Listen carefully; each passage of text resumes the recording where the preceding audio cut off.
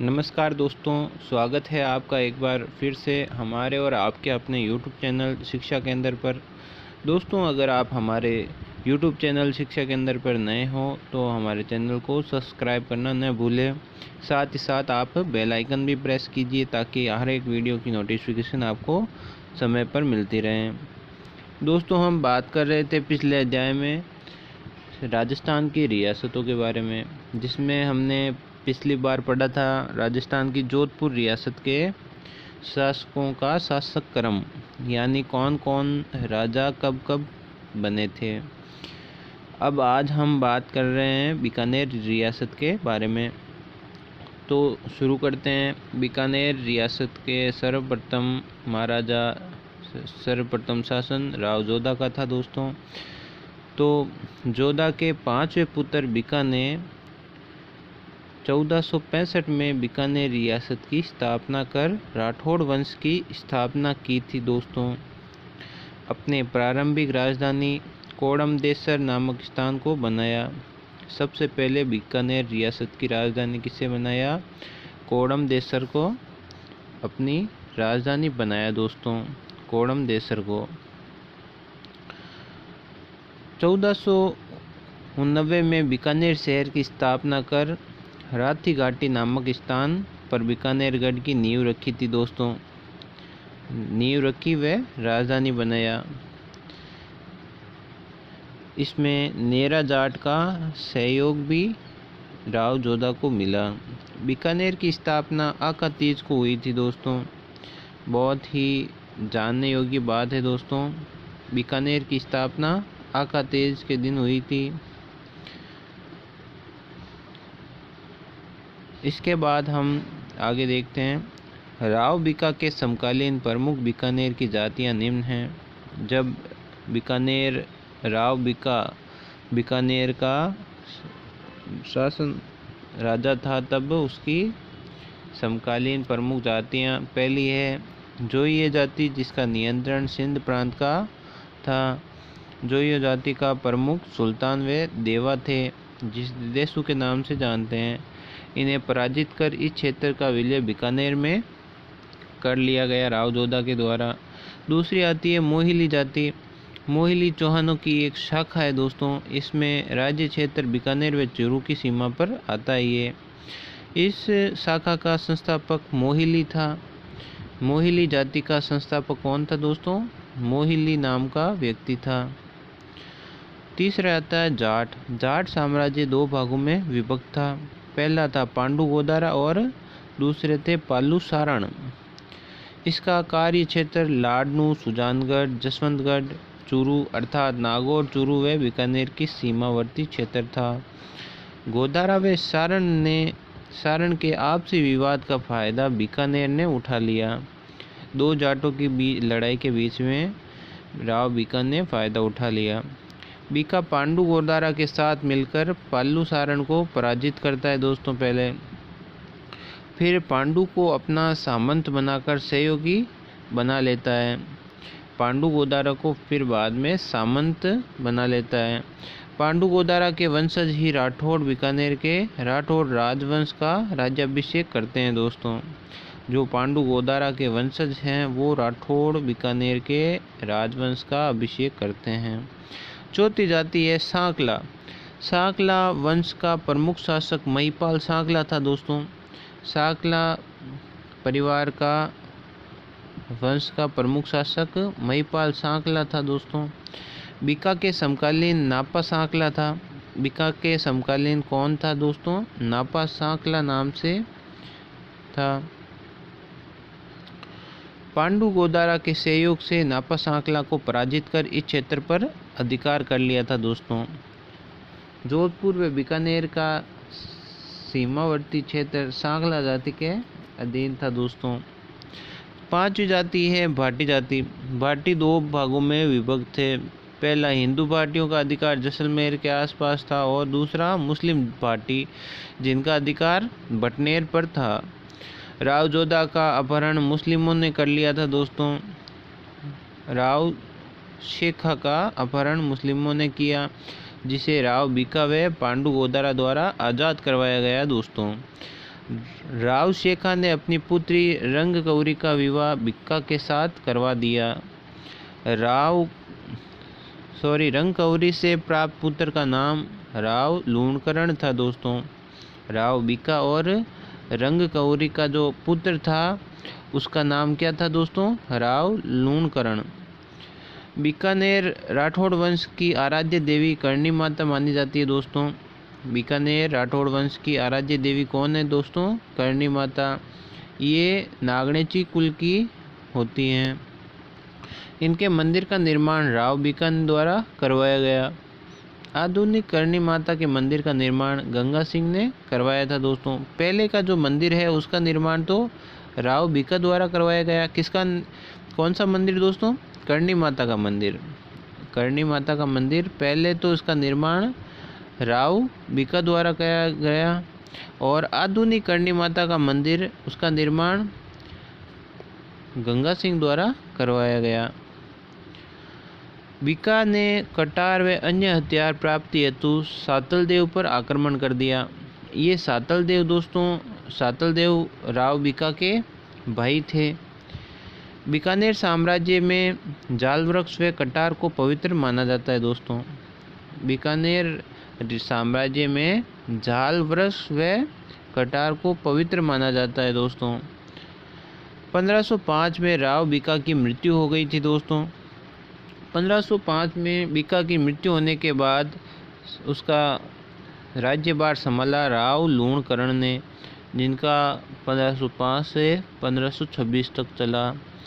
राव लूणकरण को कलयुग का करण द्वारा बिट्ठू राजा द्वारा रचित ग्रंथ जेतसिरो छंद में कहा गया है। यानी राव लूणकरण को कलयुग का करण कहा गया है दोस्तों। कलयुग का करण यानी करण बहुत दानवीर था, तो ये भी बहुत बड़े दानवीर थे, इसलिए इन्हें कलयुग का करण कहा गया है। ये बात कहाँ लिखी गई है? बिट्ठू सूजा द्वारा रचित ग्रंथ जेतसिरो छंद में कहा गया है। राव लूणकरण की दानशीलता का वर्णन ग्रंथ करमचंद वंशो कीर्तनक में किया गया है। बीकानेर के लक्ष्मी नारायण मंदिर का निर्माण इन्होंने ही करवाया था लूणकरण सर द्वारा। जैसल भाटी को इसने पराजित किया था। चायलवाड़ा व फतेहाबाद का विलय बीकानेर में कर लिया था। किसके द्वारा? राव लूणकरण के द्वारा। उसके बाद आता है घोसी का युद्ध। घोसी का युद्ध दोस्तों हुआ था आपके 1526 में हरियाणा में। ये राव लूणकरण व नारनौल का नवाब अबमीरा शेखा के बीच में हुआ था, जिसमें शेखा विजय हो गया और लूणकरण इस युद्ध में वीर गति को प्राप्त हो गया। वीर गति को प्राप्त होते ही इसका साम्राज्य यहाँ पे ख़त्म हो गया था दोस्तों। अब आते हैं अगले, राव जेतसी। पहले थे राव बीका, उसके बाद में राव लूणकरण, अब आते हैं राव जेतसी, उसके बाद आएंगे राव कल्याणमल। ये इनका शासनकाल है दोस्तों। आगे हम बात करते हैं राव जेतसी के बारे में। 1526 से 1542 तक इनका साम्राज्य था। ये साम्राज्य के राजा थे। राव लूणकरण की मृत्यु के पश्चात उसका बड़ा पुत्र जेतसी शासक बना दोस्तों। जेतसी के समकालीन लाहौर का शासक कामरान था, जो हुमायूं का पुत्र था दोस्तों। राव जेतसी के काल में बीकानेर में करणी माता मंदिर में राज परिवार का झंडा चढ़ाने की परंपरा शुरू कर दी थी दोस्तों। राव जेतसी के काल में बीकानेर के करणी माता मंदिर में राज परिवार का झंडा चढ़ाने की परंपरा शुरू हुई दोस्तों। बीकानेर का युद्ध। इस युद्ध के समय जेतसी बीकानेर का कार्यभार भोज रूपावत को सौंपकर सिरसा गया था दोस्तों। जो जेतसी थे वो हरियाणा सिरसा गए थे दोस्तों, अपना कार्यभार भोज रूपावत को देकर गए थे। कामराल ने भोज रूपावत को पराजित कर बीकानेर पर अधिकार कर लिया। पीछे से हुमायूं के पुत्र कामरान ने भोज रूपावत को पराजित कर बीकानेर पर अधिकार कर लिया दोस्तों। सिरसा से जेतसी के नेतृत्व में जेतसी ने बीकानेर पर आक्रमण किया। जब कामरान का अधिकार बीकानेर पर हो गया तो जो जेतसी थे वो उन्होंने आते ही बीकानेर पर वापस आक्रमण कर दिया दोस्तों। आगे, कामरान को पराजित कर पुणे बीकानेर पर अधिकार कर लिया जेत सिंह ने।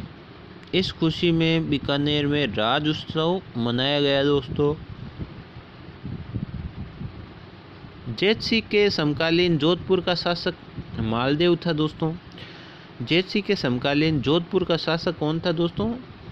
मालदेव। मालदेव व जेत सिंह के मध्य पोबा के युद्ध में जेत सिंह 1542 में वीर गति को प्राप्त हो गया था दोस्तों। इसके बाद बीकानेर पर मालदेव ने अधिकार कर यहाँ का कार्यभार कुपा को सौंप दिया। बीकानेर पर मालदेव ने अधिकार कर लिया, जेत सिंह को युद्ध में पराजित कर, और इसका कार्यभार कुपा को सौंप दिया दोस्तों। इसके बाद आते हैं कल्याणमल। कल्याणमल शेरशाह सूरी के पक्ष में गिरी सुमेल युद्ध में लड़कर इस विजय के बाद 1544 में बीकानेर का शासक बन गए थे। कल्याणमल बन गए। कल्याणमल ने नागौर दरबार 1570 में अकबर की अधीनता स्वीकार कर ली थी दोस्तों। जो अकबर द्वारा नागौर दरबार आयोजित किया गया दोस्तों, उसमें कल्याणमल ने अकबर की अधीनता को स्वीकार कर लिया था दोस्तों। अधीनता के पश्चात राय सिंह को जोधपुर का प्रशासक व पृथ्वीराज को गागरोन का जागीर दी गई दोस्तों। अधीनता के पश्चात राय सिंह को जोधपुर का प्रशासक बना दिया व पृथ्वीराज को गागरोन की जागीर दी गई। इसके बाद आते हैं पृथ्वीराज। पृथ्वीराज पाथल व पीथल के नाम से काव्य रचना करता है। पृथ्वीराज डिंगल का हैरॉन्स कहलाता है दोस्तों। डिंगल्स यानी चारणों का। पृथ्वीराज ने गागरोन में सेण बीकानेर ग्रंथ की रचना करी थी दोस्तों। कौन सा ग्रंथ था? सेण बांका बीकानेर। पृथ्वीराज ने गागरोन की जागीर में ही अपने प्रमुख रचना करी थी, जिसमें पहला है पावना सुहाना, बीकानो शहर, तीसरा है उटाला गीत। ये प्रमुख ग्रंथ थे जिनकी रचना पृथ्वीराज ने करी थी। पृथ्वीराज ने महाराणा प्रताप को अपना आराध्य देव माना था दोस्तों। जब पृथ्वीराज महाराणा प्रताप को अपना आराध्य देव मानता था दोस्तों। इसके बाद आता है बहराम खां। बहराम खां अकबर का दरबारी मंत्री था दोस्तों। मक्का मदीना की यात्रा पर जाते समय बीकानेर के कल्याणमल के पास ये रुका था दोस्तों। ये मूल रूप से फारसी था। कल्याणमल का उत्तराधिकारी राय सिंह था दोस्तों। अब पढ़ते हैं हम राय सिंह के बारे में। राय सिंह के प्रमुख सैनिक अभियान, पहला था गुजरात अभियान, जो काठोली का युद्ध के नाम से जाना जाता है। राय सिंह के शासक बनने से पहले ही 1571 व 1573 में मिर्जा बंधुओं के विद्रोह का दमन करने हेतु इसे गुजरात भेजा जाता है अकबर द्वारा। राय सिंह को अकबर द्वारा गुजरात भेजा जाता है दोस्तों। 1573 में काठोली में युद्ध के दौरान इब्राहिम हुसैन मिर्ज़ा को ये पराजित करते हैं। इस युद्ध के पश्चात मिर्ज़ा बंधुओं ने अकबर का विरोध जारी रखा और परिणाम स्वरूप 1576 में राय सिंह पुणे इस अभियान पर आकर मिर्ज़ा बंधुओं का विद्रोह को दबाता है। दूसरा आता है आपके देवड़ा वाटी या जालोर सिरोही अभियान। इस क्षेत्र में ताज खां व देवड़ा सुल्तान का शासन था। वर्ष 1578 व 1583 में राय सिंह इन्हें पराजित कर माउंट आबू व सिरोही पर अधिकार कर लेते हैं। अकबर ने माउंट आबू बीकानेर साम्राज्य को सौंप दिया था दोस्तों। उसमें विलय कर लिया गया। माउंट आबू का विलय बीकानेर साम्राज्य में विलय कर लिया गया। तीसरा आता है आपके काबुल अभियान, जो 1581 में हुआ। काबुल का शासक हकीम खां जो अकबर का सौतेला भाई था दोस्तों। हकीम खां का विद्रोह दबाने हेतु राय सिंह काबुल पहुंचा। इस अभियान में उसका भाई पृथ्वीराज के साथ ही था। 1581 में हकीम खां को पराजित कर दिया गया। हकीम खां के विरोध को दबाने हेतु राय सिंह के बाद आमेर शासक मान सिंह भी आया था। मान सिंह ने राय सिंह का मनसब 4000 रखा। राय सिंह जहांगीर के शासक बनते ही मनसब बढ़ाकर 5000 कर दिया। जहांगीर का राज में सबसे विश्वसनीय शासक राय सिंह ही था दोस्तों। राय सिंह के काल में बीकानेर में जूनागढ़ दुर्ग का निर्माण हुआ। जिसका जीर्णोद्धार गंगा सिंह द्वारा हुआ। राय सिंह ने राय सिंह प्रशस्ति लिखवाई, जिसका रचयिता जयिता जैन है दोस्तों। ये बार बार ये बात है जो सामने आती है दोस्तों, राय सिंह ने राय सिंह प्रशस्ति लिखाई, जिसका रचयिता जयिता जैन है। इस पर बीकानेर राज्य का इतिहास वर्णित है। तो आपसे पूछ लिया जाए कि राय सिंह द्वारा कौन सी प्रशस्ति लिखाई गई, तो जयिता जैन द्वारा ये रचयिता लिखी गई और ये बीकानेर राज्य के इतिहास पर वर्णित है। इसमें जयमल व फत्ता की मूर्तियां बीकानेर दुर्ग में राय सिंह ने लगवाई थी दोस्तों। राय सिंह ने राय सिंह नगर शहर की स्थापना कर राय सिंह महल का निर्माण करवाया, जो गंगानगर के नाम से जाना जाता है। राय सिंह द्वारा लिखित प्रमुख ग्रंथ बाल बोधिनी, ज्योतिषीय रत्नमाला, जिसे राय सिंह रत्नमाला के नाम से जानते हैं, उसके अलावा राय सिंह महोत्सव, प्रबोध, प्रबंध। इनकी उपाधियां महाराजा की उपाधि बीकानेर का प्रथम राजा अकबर ने दी थी। दूसरी है महाराजा धीराज, ये उपाधि इन्होंने स्वयं ही ली थी। तीसरी है राजेंद्र। इतिहासकार जयसोम ने अपने ग्रंथ करमचंद वसो कीर्तन में ये उपाधि इनको दी थी दोस्तों। राय सिंह 2 मुगल दरबारों के समकालीन था, पहला अकबर, दूसरा जहांगीर। अकबर ने राय सिंह को जोधपुर का सूबेदार नियुक्त कर दिया था दोस्तों। जयपुर निवासी मुंशी देवी प्रसाद ने राय सिंह को राजपुताने का कर्ण कहा है दोस्तों। इसके अलावा जहांगीर के दबाव में राय सिंह ने अपना उत्तराधिकारी दलपत सिंह को बनाया दोस्तों। जहांगीर का विरोध करने के कारण दलपत सिंह को हटाकर सूर सिंह को शासक बनाया गया दोस्तों। सूर सिंह का उत्तराधिकारी करण सिंह था। अब बारी आती है आपके करण सिंह की। करण सिंह का शासनकाल 1631 से 1669 तक था दोस्तों। करण सिंह के समकालीन मुगल बादशाह शारजहाँ व औरंगजेब थे दोस्तों। शारजहाँ के पुत्रों के अधिकार युद्ध में करण सिंह स्वयं शामिल नहीं होकर अपने पुत्र पद्म सिंह व केसरी सिंह को औरंगजेब के समर्थन में युद्ध हेतु भेजा जाता है दोस्तों। औरंगजेब के शासक बनने के पश्चात करण सिंह को जालंधर बादशाह की उपाधि दी जाती है। करण सिंह के शासनकाल में नागौर व बीकानेर राज्य के करीब सन 1644 में मतीरे की राड़ हुई थी दोस्तों, जो बहुत ही अजीबोगरीब घटना है और ये बहुत काफ़ी ऐसे मतलब लोकप्रिय भी हुई। अब आते हैं मतीरे की राड़ पर। 1644 में मतीरे की राड़ हुई थी। ये करण सिंह और अमर सिंह के बीच में युद्ध हुआ था। इसके बारे में जो करण सिंह सिलवा व अमर सिंह जोखिया नागौर का था, इसमें करण सिंह विजय हुआ दोस्तों। मतीरे की राड़ के समय अमर सिंह मुगल बादशाह शाहजहाँ की शरण में था दोस्तों।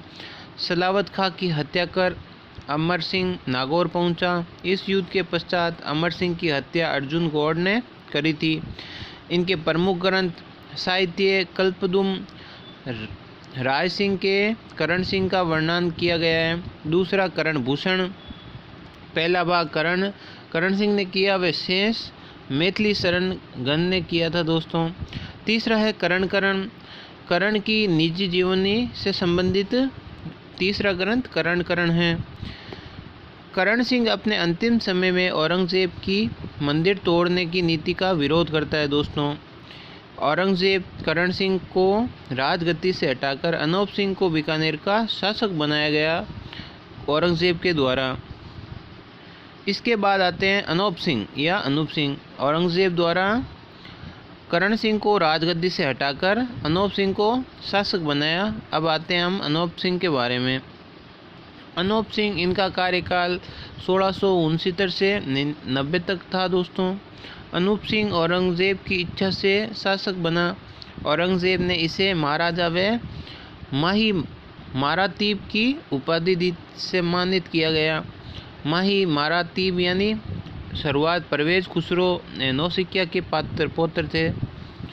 वर्ष 1678 में अनूपगढ़ शहर की स्थापना कर दुर्ग का निर्माण करवाता है दोस्तों अनूप सिंह। धातुओं की प्रतिमा युक्त 33 करोड़ देवी देवताओं का मंदिर इन्होंने बीकानेर में बनाया। अनूप सिंह ने बीकानेर के अनूप सागर का निर्माण करवाया गया। अनूप संस्कृत पुस्तकालय का निर्माण करवाया। ये प्रारंभ में जूनागढ़ दुर्ग में था, वर्तमान में इसे लालगढ़ स्थानांतरित कर दिया गया दोस्तों। इस पुस्तकालय में राणा कुंभा के ग्रंथों का संकलन है। इसमें कौन कौन से ग्रंथ हैं? अनूप विवेक, अनूपोदय, श्राद्ध, श्रृंग और प्रयाग, संज्ञा, श्रद्धा और विस्तार, अनूप सिंह एक शासक और काम प्रबोध। अनूप सिंह के बारे में हमें राजकुमार अनूप सिंह रिवेली ग्रंथ से जानकारी मिलती है दोस्तों, जिसके लेखक गार्डन वीरभान थे। इन्होंने 41 गीतों की रचना करी। अनूप सिंह का दरबारी विद्वान आनंद राम व नेकराम थे दोस्तों। इसका उस्ताद कला का वहाँ उस समय आगमन हुआ था। इनके बाद आते हैं स्वरूप सिंह। 1698 से 1700 तक इनका शासनकाल रहा दोस्तों। स्वरूप सिंह 9 वर्ष की आयु में शासक बनता है दोस्तों। ये औरंगाबाद का कार्यभार भी संभालता है। बीकानेर का कार्य सिंदोड़ी रानी चलाती है, जो जयंती सिसोदिया के नाम से जानी जाती है। स्वरूप सिंह की अकारण मृत्यु के पश्चात यहाँ का शासक सुजान सिंह बन गया दोस्तों। सुजान सिंह के काल में सुजानगढ़ का निर्माण हुआ। सिसोदनी रानी ने बीकानेर के चतुर्भुज मंदिर बनवाया था दोस्तों। इसके बाद आते हैं जोरावर सिंह। जोरावर के दरबारी विद्वान का नाम जीवन दायमा था। जीवन दायमा द्वारा लिखित प्रमुख ग्रंथ थार थैली रो उजाड़ो है। इसके बाद आते हैं गज सिंह। गज सिंह की प्रमुख उपाधियाँ पहली है महारातीब, जो अहमद शाह ने दी थी। दूसरी है महाराजा धीराज परम परमेश्वर चितामणि, जो ये उपाधि इन्होंने स्वयं ही ले ली थी दोस्तों। गज सिंह ने जूनागढ़ दुर्ग में गज निवास महल की नींव रखी थी एवं श्री गंगानगर में गज सिंह द्वारा कस्बे की स्थापना करी थी। काशीनाथ गांडव ने जयसिंह जी रूपक काव्य ग्रंथ की रचना की। गज सिंह के पुत्र मोती सिंह की पत्नी दीप कुमारी सती हो गई थी, जिसकी याद में बीकानेर में प्रतिवर्ष भाद्रपद अमावस्या को मेला लगता है दोस्तों। गज सिंह के शासनकाल में बीकानेर में राजस्थानी कवियों का पहला कवि सम्मेलन आयोजित हुआ था दोस्तों। तो आपसे प्रश्न पूछ लिया जाता है दोस्तों कि पहला कवि सम्मेलन कब आयोजित हुआ था? तो गज सिंह के शासनकाल में बीकानेर में पहला राजस्थानी कवियों का पहला कवि सम्मेलन आयोजित हुआ दोस्तों। इनके बाद आते हैं सूरत सिंह, जिनका कार्यकाल 1787 से 1828 तक रहा दोस्तों। सूरत सिंह ने वर्ष 1805 में भटनेर के जाब्ता खां भट्टी को पराजित कर मंगलवार के दिन भटनेर का नामकरण हनुमानगढ़ किया। इस आक्रमण में सूरत सिंह का सेनापति अमरचंद सुराणा था। वर्ष 1807 में गिंगोली के युद्ध में सूरत सिंह ने जगत सिंह कछवा के साथ दिया था दोस्तों। वर्ष 1799 में सूरतगढ़ की स्थापना करी थी इन्होंने। बीकानेर में मृत्यु भोज को प्रतिबंधित करने वाला शासक था। ये कौन था दोस्तों? सूरत सिंह। सूरत सिंह ने 9 मार्च 1818 को चार्ल्स मैकटोव के प्रयासों से EIS के साथ सहायक संधि करी थी दोस्तों। इसके बाद आते हैं रतन सिंह। 1828 से 1851 तक बीकानेर में रतन बिहारी मंदिर का निर्माण करवाया रतन सिंह ने। जॉर्ज थॉमस को राजस्थान में जॉर्ज फिरंगी के नाम से जाना जाता है। कन्यावध पर रोक लगाई थी रतन सिंह ने। इनके बाद आते हैं सरदार सिंह। 1851 से लेकर 1872 तक इनका कार्यकाल रहा। 1857 की क्रांति के समय बीकानेर का ये शासक थे दोस्तों। राजस्थान का एकमात्र शासक जो क्रांति के समय अंग्रेजों की सहायता करने के लिए अपनी सेना राजस्थान से बाहर जाता है। आगे सरदार सिंह के शासनकाल में सती प्रथा हुई थी दोस्तों। बाल विवाह प्रथा चालू हो गई थी। तीसरी पर्दा प्रथा इत्यादि कुप्रथाओं का अंत किया था दोस्तों सरदार सिंह ने अपने शासनकाल में। कौन कौन सी प्रथाएं थी दोस्तों? सती प्रथा, बाल विवाह प्रथा और पर्दा प्रथा। इन तीनों ही प्रथाओं का सरदार सिंह ने अपने शासनकाल में बंद कर दिया था दोस्तों। इन पर पूर्णतः प्रतिबंध लगा दिया। कन्या वध प्रथा पर रोक रतन सिंह के शासनकाल में लगी थी दोस्तों।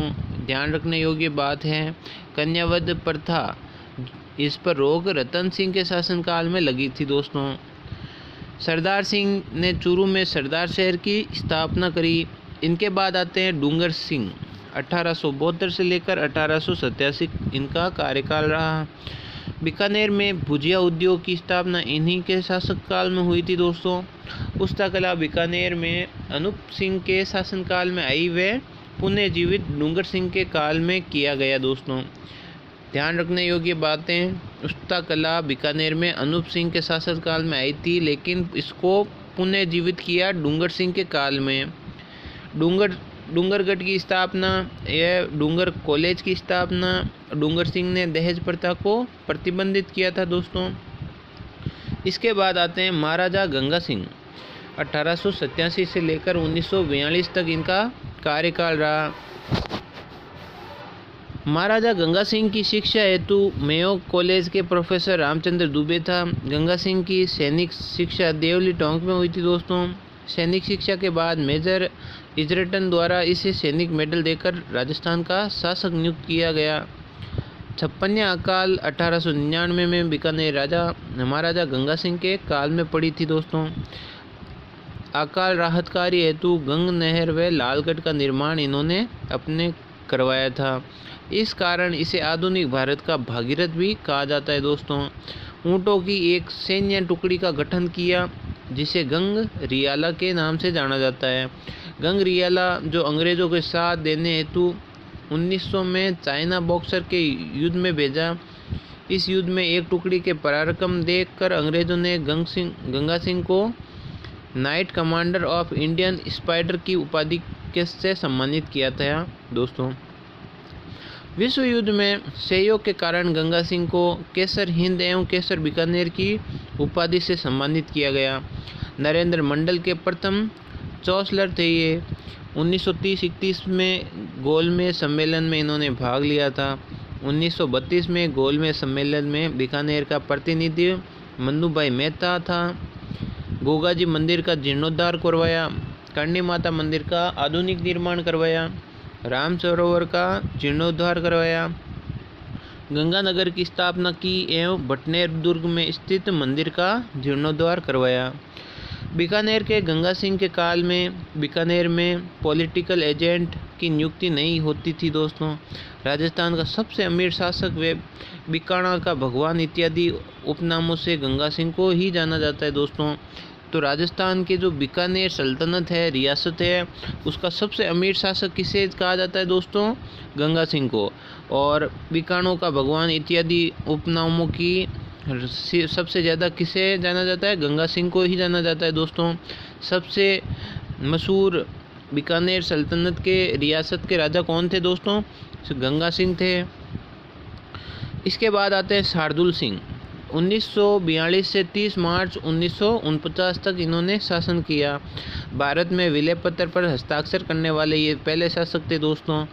राजस्थान राज्य का पहला खेल school Shardul sport school Bikaner में स्थापित करवाया। राजस्थान राज्य का पहला खेल विश्वविद्यालय झुंझुनू में स्थापित किया गया दोस्तों। राजस्थान एकीकरण पर सर्वप्रथम हस्ताक्षर तेज सिंह अलवर ने किए थे दोस्तों। आज ये हमारा जो बीकानेर रियासत है ये ख़त्म होता है दोस्तों। अब हम आगे आपसे दोबारा अगले वीडियो में मिलेंगे। तब तक के लिए धन्यवाद दोस्तों। और एक निवेदन, हमारे चैनल को ज़रूर लाइक कीजिए, सब्सक्राइब कीजिए दोस्तों, और जितना से ज़्यादा हो सके तो शेयर कीजिए। धन्यवाद दोस्तों। जय हिंद, जय भारत।